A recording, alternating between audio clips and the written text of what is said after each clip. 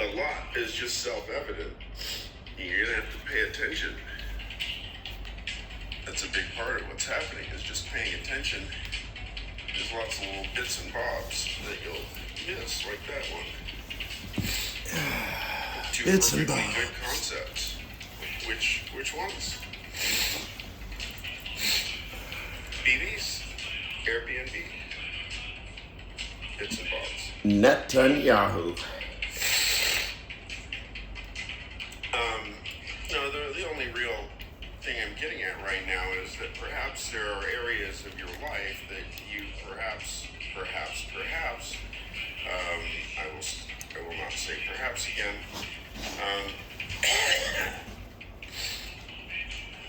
have some interpermeability that previously might not have been assumed to be there. For example, if you are a Christian, you tend to probably be really worried about behaving yourself. But hey, look, Jesus loves children. God loves children. If you have fun,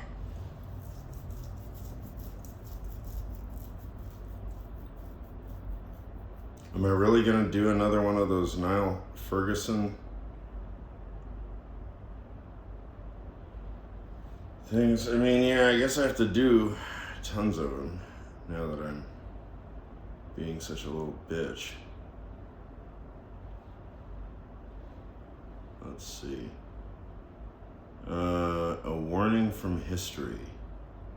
We've torn up the foundations of our civilization. Well, okay. Treason of the Intellectuals, I already demolished that one. Let's see, The Square and the Tower, 7 years ago. Victor Davis Hansen. Good Lord, the end of everything. Okay, I guess we're gonna start picking on It may not happen often, Victor but Davis Hansen now. sometimes, entire civilizations die in a single day. Historian Victor Davis Hansen on Uncommon Knowledge now. So his personal website, Victor Davis David Hansen, Davis. What the fuck ever your name is, dude. Welcome to Uncommon The Knowledge. Blade of I'm Drew Perseus? Robbins. A fellow at the Hoover Institution here at Stanford, Victor Davis Hansen is a classicist and military historian. Dr. Hansen has published more than 24 major works of history, including A War Like No Other, his classic work on the Peloponnesian Wars. Victor Davis Hansen's newest book, The End of Everything: How Wars Descend into Annihilation. Victor, thanks for joining. Thank you for having me, Peter. First question. The Destruction of Thebes by Alexander the Great, the obliteration of Carthage by the Romans, the defeat of Constantinople by the Turks, and the destruction of the Aztecs by Cortez. Those are your 4 case studies in this book. All those happened a while ago. Why write this book now? I was curious. Most of my career, I've been curious why Thebes, or I can go into the details, but why these... We'll come to it. Yes, we'll come to it. Why these civilizations were not just defeated, but were annihilated. And there were others. There's a wide array in the ancient world. The island of Melos, towns in the Peloponnesian War like Scione, etc. And this is very different than natural disasters like the Mycenaeans, etc. But I was wondering if there was a typology, a repeating pattern, and if it would be applicable to anything of value. And I found that there was, both on the part of the attacker, certain mindset, and on the part of the defender, and that those situations that we think could not happen today because we're supposedly a postmodern morals world. We're more advanced than they were. Yes, that's what we think. And it's there. So in the epilogue, I just did a brief survey. Well, not a brief survey, but I did a survey of countries that have that are very vulnerable, as described either in the nature of their enemies and the intent of their enemies, or the neighborhood in which they reside, or their size, or their limits. So that, for example, there's only 12 million Greeks in the world. Right. there's Cypriots, but Greek Cypriot, and they have a bad neighborhood, and they have been existentially threatened by the Turks, especially the present government. Israel's another example. The Kurds are an example. The Armenians are still an example. And all of them have had a history where at times people thought they would be existentially gone, because that was the intent. And yet we feel that today when somebody threatens to wipe somebody out, either with nuclear weapons or with conventional, we discount that. That can't happen. It's mere hyperbole. And in the epilogue, I think I mentioned maybe a half a dozen or maybe even a dozen direct threats by various Turkish figures, Russian, Chinese, where they actually threatened to destroy and wipe out, whether it's Ukraine or Taiwan or the Armenians or Greeks or Israel. And the argument is, take that possibility seriously, because every so often it really does happen. Every so often, the exception that nobody thinks, the unimaginable, or what people think it can't happen here, does happen here. The end of everything presents almost 300 pages of your usual approach, which is meticulous, thorough, and engrossing historical writing. This is television. We can't go into it that deeply, but I would like to touch on these case studies at least briefly. We can't go into it that deeply. My feeling was, as I What a self-imposed limit. Some reform, every one of them is just fascinating and surprising in some way. All right, Thebes, the end of everything. I'm quoting you. In 335 BC, the Thebans not only revolted against the Macedonian occupation of Greece, but defiantly dared Alexander the Great to take the legendary city, that is to take Thebes itself. He did just that. All right, briefly, the significance of Thebes. It was a major city. Who were the Macedonians? Set it up.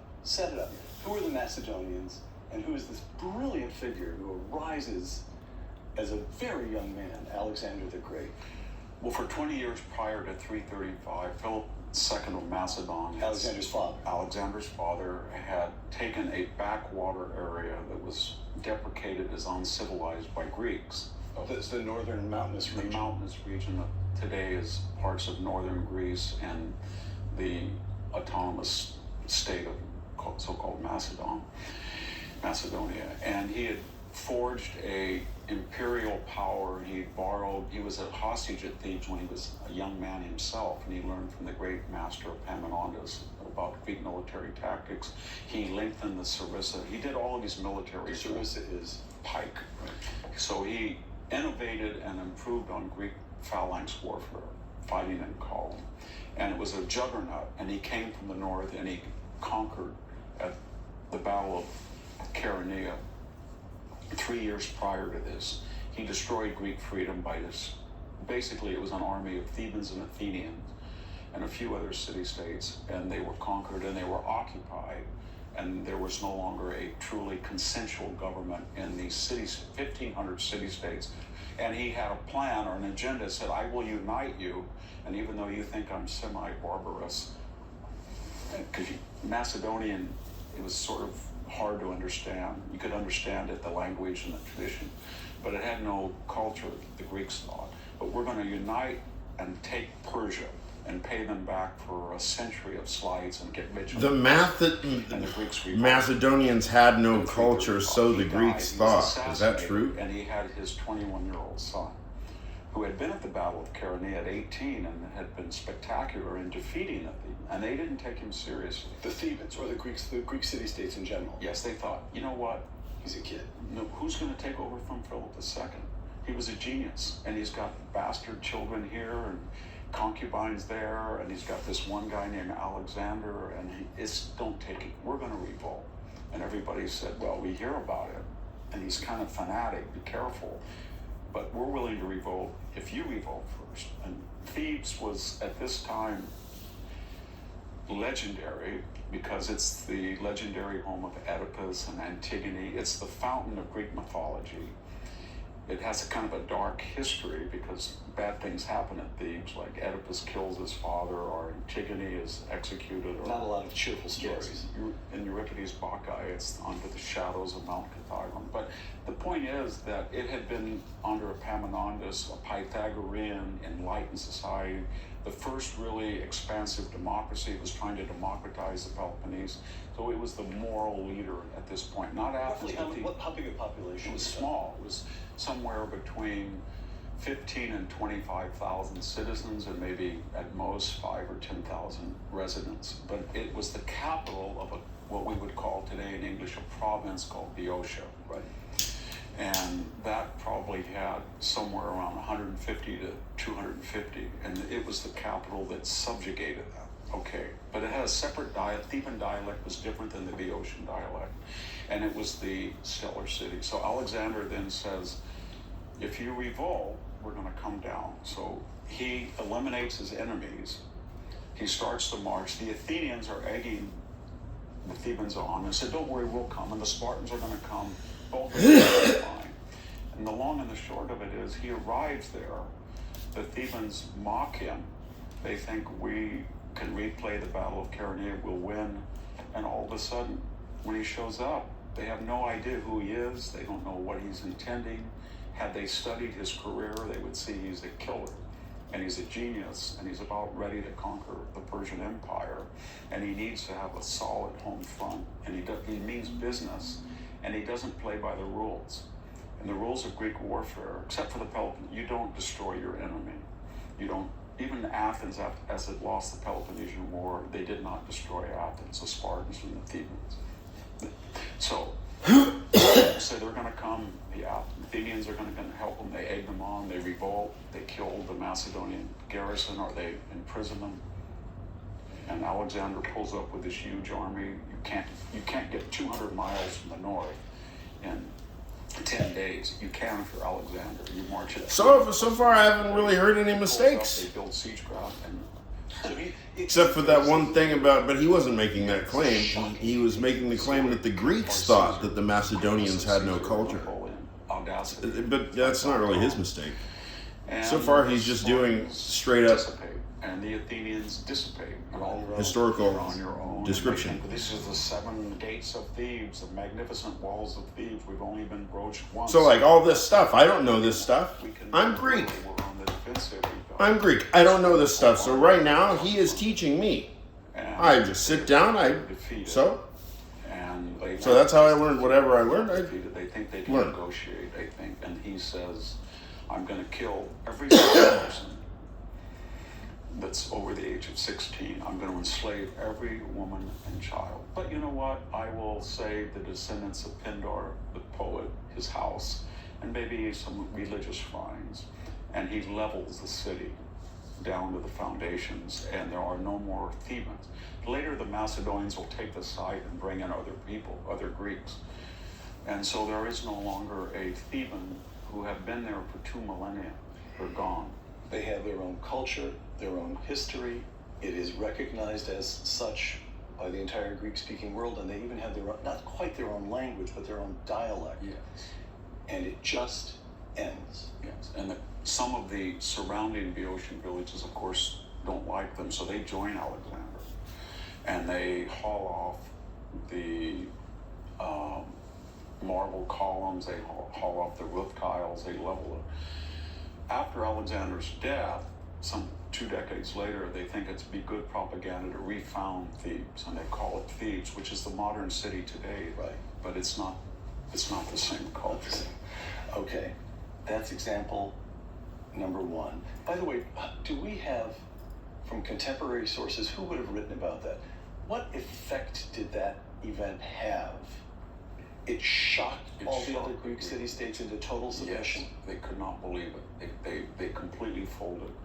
And it was... So he got the stable home base he wanted that permitted him to advance into... And it became, even among the Macedonians, it became shameful that Alexander had destroyed this legacy city, the fountain, as I said, of Greek mythology, and Epaminondas, the great liberator, his legacy, Pythagoras, the Pythagorean group there, and he'd wiped them out, and they regretted it later.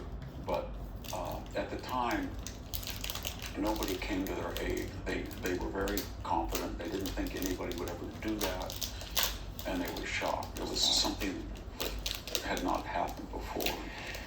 Carthage. Yes. Rome and Carthage. The end of everything. Your book, the 3 centuries long growth of the Roman Republic. This is BC. We're not at Caesar. We're certainly not close to Augustus. We're seeing Rome grow from a city to the dominant force in the Mediterranean. The 3 centuries long growth of the Roman Republic was often stalled or checked by its formidable Mediterranean rival, Carthage, on the other side of the Mediterranean, at the northern tip of Tunisia. northern edge of Africa. The competition between Rome and Carthage involved antithetical Hi, Alex. civilizations.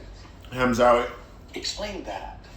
Carthage was founded Say hello to at the your same mother. time as Rome was, but it was. But we use the word they use. It's an ancient word. Anthropia, Is please. a Phoenician transliteration Sure. for Phoenician culture that would be today where Gaza is along that area. This was a colony. Colonists founded under the mythical Dido at what is modern Tunisia, right? Just 90 miles opposite. It's the narrowest point of the Mediterranean. 90 miles opposite Sicily. Yes. And they were a Punic Semitic culture, so their language was not linguistically related to Greek. The Punic Wars. Latin.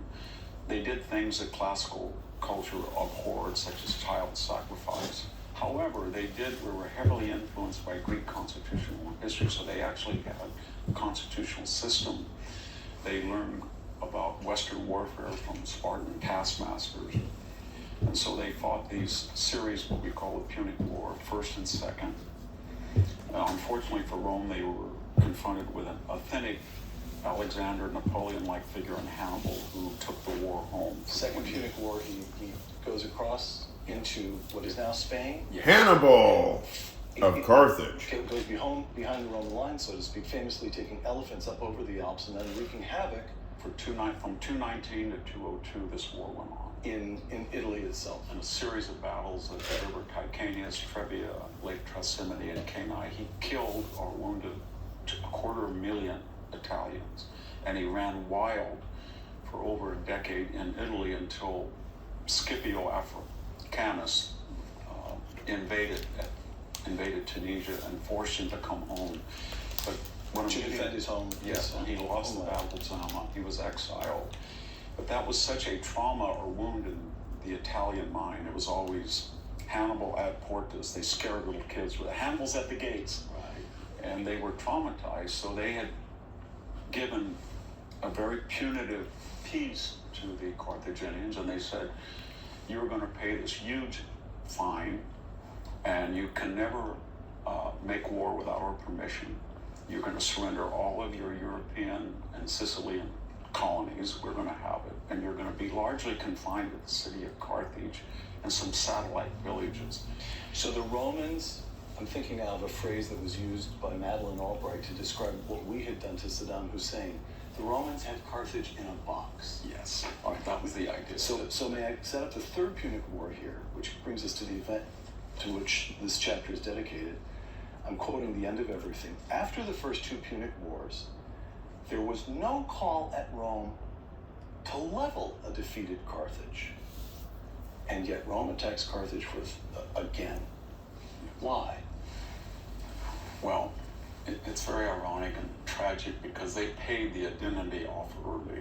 And The Carthaginians did. yes, they were Carthaginians, and they discovered that without these overseas colonies, and given their prime location in North Africa, you got to remember that this time North Africa was the most fertile part of the Mediterranean, much more fertile than the shores of Europe, southern shores. And so they sent a delegation 3 years earlier to Carthage to inspect what was going on and how did they pay the fine off. And they were astounded. The city had somewhat 500,000 to 600,000 people in it. It was booming. It was lush. The countryside was lush. They were confident. And unfortunately for them, And they had one of the great ports of the ancient world. yes, it was the port of Carthage. It's about 20 miles of modern Tunis. They was starting to rival Rome again, and yet they professed no bellicosity at all. They said, we have no problem with you. We've learned our lesson. We learned our lesson. We're just a mercantile. They were sort of refashioning themselves from an imperial power to something like Singapore or Hong Kong. And Rome, unfortunately, was in this expansionary mode. They had now consolidated Spain. They had consolidated. That sounds like. They consolidated much of Greece, and soon would conquer all of Greece and Macedonia. What did they used to call Taiwan? Legendarily, say Carthage must be destroyed as the epithet of every speech. So there was, after the inspectors came back, they said, these people are insidious. They may not have Hannibal, but they're going to rival us again. They're doing too well. They're doing too well, and we've got to eliminate. There were people in the Roman Senate that said, no, don't do that. They don't pose a threat, and actually they're good for us, because the more that they're there, they put us on guard, and we don't get left. The Romans had this idea that affluence and leisure make you decadent.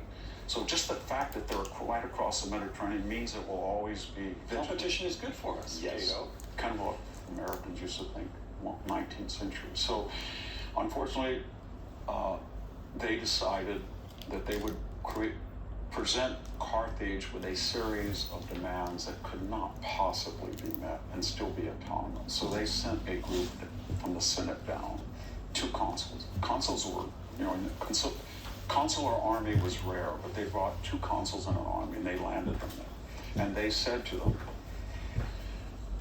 you're going to move your city at least 15 miles from the ocean. You're not going to be a sea power. And if you get mad about it, we were the same way. We're Rome, we have Ostia, we're from inland, no problem, but you're going to destroy this ancient city. And then you're going to have to move lock, stock, and barrel. And by the way, we want all of your elephants. We want your elephants, your famous elephants. They have personal names even. We want your elephants, we want your siege craft, we want your armor, we want everything. And if you're willing to do that, we'll consider that the city can live. And they were willing to do that. Not to move. They sent a delegation. They said, okay, here's our catapults, here's our body armor, and we'll negotiate about the rest. And they came back. Gilbert Simondon represent. And they went back the next time, and the Romans, who were camped away with this huge army, said, You said that the Romans took an army across the Mediterranean. To Utica, right near them, about 20 miles away. That was bigger than the landing force in the invasion. Yes, it was a vast force. Our sources are somewhat in disagreement, but it could have been anywhere from 70 to 90 thousand people. Represent. It took us all day to land 135,000. Descartes represent. Spinoza represent. Did not have as many people as the Romans landed at Utica. And so the Romans then told all of the Carthaginian allies on the north. I'm using up all the terrain, dude. Because if you're with us, we're going Who are you going to have left to defend yourself? Favorite colony. You're going to get to share in the spoils.